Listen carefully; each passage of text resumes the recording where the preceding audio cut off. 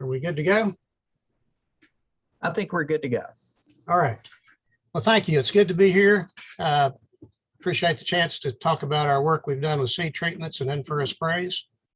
I'd like to acknowledge my co-author, Jessica Bell, a research associate and also graduate student, for her many contributions. And today we will be talking about laying the foundation for our crop. That's getting the crop up and growing. Very critical time of year. There's a lot that happens there that establishes the potential for the growing crop. And it's something we often take for granted, at least until we have issues and have trouble getting the stands that we need. In Georgia, one of the issues we've had in current years or recent years has been Aspergillus crown rot, and that's caused by Aspergillus niger that can be seed-borne or soil-borne. And part of the issues have been due to the fact that we've developed strains here that are resistant to QoI fungicides. And that's been the topic of some of the work at the Tifton station by Brian Jordan, a graduate student with Albert Culbreth. So that has been an issue that we've recognized. A little bit on crown rot biology and development. This is some data I've collected over the years in my seed treatment trials. This is all from non-treated seed and goes back to 2015. It shows, for one, the destructive potential. These are percentages of plants that emerge and then die from crown rot. And I will say that these are somewhat stressed seed lots, although they are legal germination, but they are intentionally selected for some level of low germ and stress applied to them. But it shows when crown rot develops. The yellow bars, which are by and large not existent, are the crown rot that develops at 14 days after planting. And then if you move to the black bars, that's 21 days. And the red bars is a cumulative total that occurs by 35 days after planting. So you can see that you start to see some crown rot usually at 14. It varies from year to year. Some years like 2017, we didn't see it till 35 days. It developed sometime between 21 and 35 and really exploded to almost half the plants that had emerged had died. But pretty much on a year in, year out basis, about 3, 4, 5 weeks after planting is when this really expresses. And that's part of the difficulty with this disease, is that by the time you're 35, 40 days out, it makes it much more difficult to make decisions like replanting, and there's really not other remediation that we have for this issue. So it can be difficult for a grower to deal with. As I mentioned, seed treatments and in-furrow fungicides are a front line of defense. Historically, we've used mainly Dynasty for a number of years. You can see it has 3 components, different frac groups that are involved.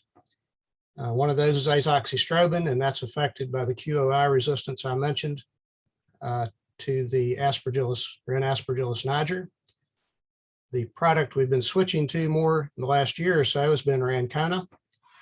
It also has 3 components that you can see that they are, other than the mefenoxam metalaxyl, they are very different in terms of frac groups and mode of action.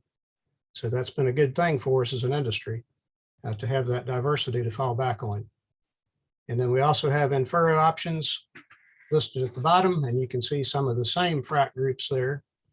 And most notably, Abound is also group 11, which is the azoxystrobin and Dynasty.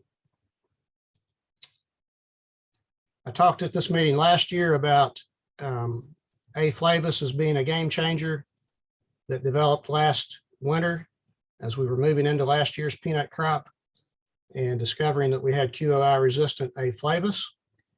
So it's a sister fungus of A. niger. Obviously, this is the one that causes aflatoxin as well. And we had huge amounts of it in our seed due to the hot, dry conditions in 2019. And it became apparent during seed testing that the Dynasty was not effective. You can see in the screen here to the left, plated seed that were treated with Dynasty and A. flavus growing out on nearly all of those. Same seed lot to the right, treated with Rancona, had very little A. flavus. And that's really what was driving, or what has driven the change in our industry to Rancona primarily. I mentioned the Abound in-furrow. here's some other historical data. And it goes back to 2012, and it's simply showing plant stands. Again, this is non-treated seed, but plant stands in the yellow with no in-furrow, and then in the black where we put the Abound. And that's 6 ounces of Abound in-furrow. That's a very cheap treatment. And for a number of years there, it did really well. It's amazing what that Abound in-furrow would do. You can see there in 2014, it more than doubled the plant stand. Some of these trials we'd have as good a stand with those as what we had from the seed treatments, which, as I mentioned, these were non-treated seed. When you come on across, you can see some different pattern there to the right, starting about 2016, and very little difference, depending on seed quality and conditions from year to year, differences in stand, but no significant differences in any of those years between the Abound and the non-treated. So we're obviously not completely sure what all led to that. Some of the Aspergillus niger resistance, or maybe some of the A. flavus that we weren't picking up on at that time. But I think data like this makes me think that we might have had issues for several years before we really picked up on exactly what was going on. But be that as it may, it shows clearly that the Abound is not what it used to be. The trials I'd like to talk about today have the same trial. We have 2 years of data looking at seed treatments by the in-furrow sprays. Seed treatments are the ones I just referred to, Dynasty and Rancona, as well as a non-treated. And in-furrow sprays on top of those in a factorial design is an untreated, Abound, Velum, and Proline, all at the labeled rates. And you can see that these 3 are all from different track groups, which again is good in that it gives us more options as far as dealing with potential resistance. And both these trials were conducted with Tifguard, again, stress seed, although it was legal germ seed, I think around 80% or so germination. Looking at the 2019 data, we'll set these up the same as I go across. On the bottom are the seed treatments. To the left is the untreated. The middle is Rancona. To the right is Dynasty. And then the colored bars within those, to the left, yellow is untreated. The black is Abound. Red is Velum. And to the right is Proline. This is 2019. This is the stand 21 days after planting. Clearly the shining star with untreated seed was the Velum Total, which essentially doubled the number of plants per foot. Still only 2 plants per foot, but considerably better than 1. And very little effect of the Abound, and in this case, little effect of the Proline. The 2 seed treatments both did well. We were up at about 4 plants per foot, and this was, we plant 6 seed per foot. So we were right up there at our recommended plant density. The in-furrows did not really bring much to the table. It was up and down, not really significant differences there. So both seed treatments did pretty well in 2019. Same test repeated in 2020. I think you'll see a lot of similarities in the untreated. Again, the Velum clearly stood out above the others. In this case, we did have a significant difference between the Rancona alone and the Dynasty alone. So we had a better stand from the Rancona. We did not really see significant increases from the Rancona with the in-furrows, whereas we did with the Dynasty, particularly with the Velum and the Proline. Brought those up to about the same level of stand as what we had with the Rancona. Looking more specifically at crown rot, and this again is the plants that come up, and then looking at the percentage of those that die from crown rot after they emerge. And this was our 35-day count that, like I showed you earlier, and again shows the destructive potential of this pathogen. If you don't have a good seed treatment, we had about 45% of the emerged plants that died. Did have maybe some, that was right on the verge of significance, probably was significant with the Abound, but obviously very poor control. But both the Velum and Proline in-furrow did a good job. And then if you look at Rancona, did an excellent job against crown rot in this test. The Dynasty was not quite as good. And with the Dynasty, we got some supplemental control with both the Velum and Proline, but not with the Abound. And again, the Abound would have the same active is what one of the primary actives is in Dynasty. 2020 mirrors this data pretty well. Again, severe crown rot up to almost 50%. Abound did nothing in this test, whereas Velum and Proline were still holding. Again, the Rancona was excellent. Dynasty did relatively pretty good. Apparently the other components of Dynasty kick in there to give a pretty good level of control, even though the azoxystrobin obviously was not doing anything, as evidenced by the Abound. And again, we got even additional supplemental control from the Velum and the Proline in addition to the Dynasty. Of course, the most important thing is yield.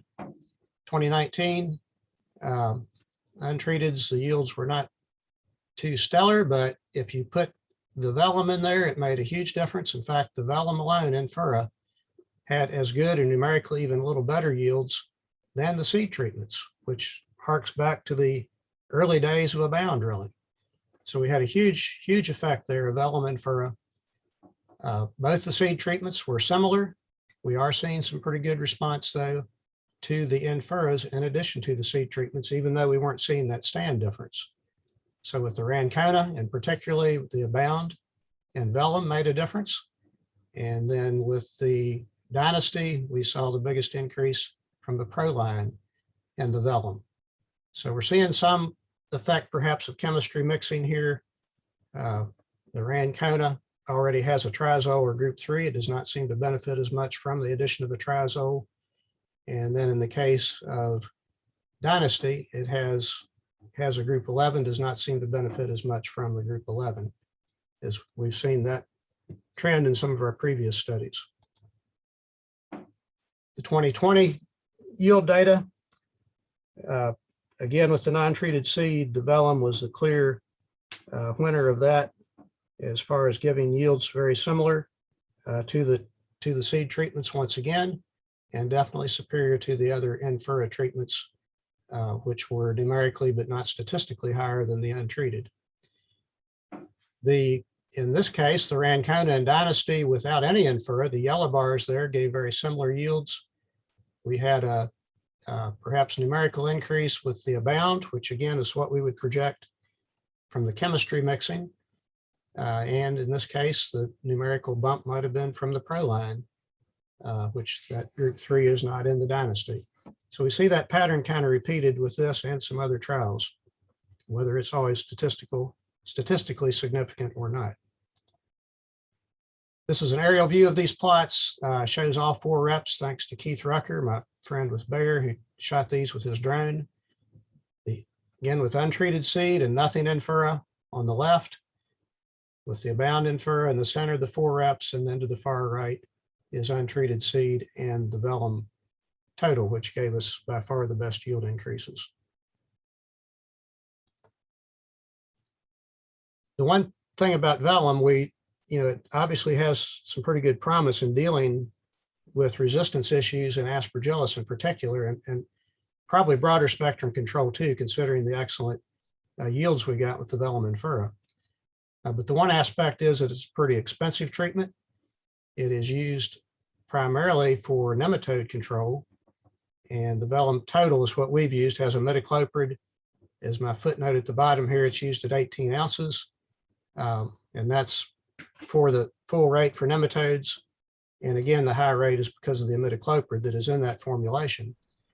So Bayer is transitioning that to a straight Velum without the imidacloprid.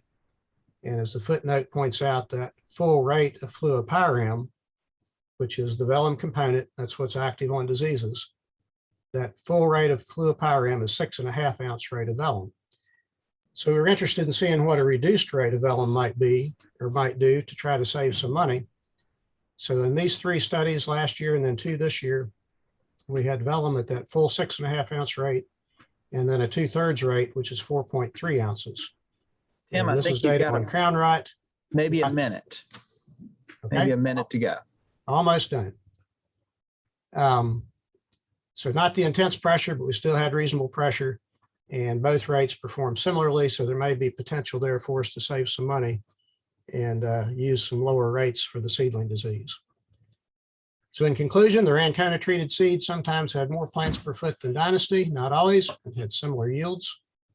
QoI-resistant A-flavus and niger can seriously impact our plant stands. Rancona has good activity on these isolates, as does Velum or Proline and in-furrow. The Abound is impaired by QoI resistance, but still can have some benefits, especially paired with Rancona. And with Velum, the 2/3 rate is equal to the full rate for Aspergillus, but certainly not for nematodes. We have some good big changes in this industry. Syngenta is coming out with a new seed treatment that has their current 3 actives plus pitoflumethafen and sidaxane. UPL is looking at new Ranconas with additional AIs. We're moving to polymers like you see here in the picture, and we have new treating equipment to apply those. So there's some new tools coming. I think we're going to be in good shape in the future for our seedling diseases. I'd like to thank the Seed Development Commission, Peanut Commission, State Seed Lab, the companies that worked with us, and also my staff. And if there's time, I'll try to answer any questions. Thank you very much. Thanks, Tim, for a great presentation. I think we'll move on to our next speaker.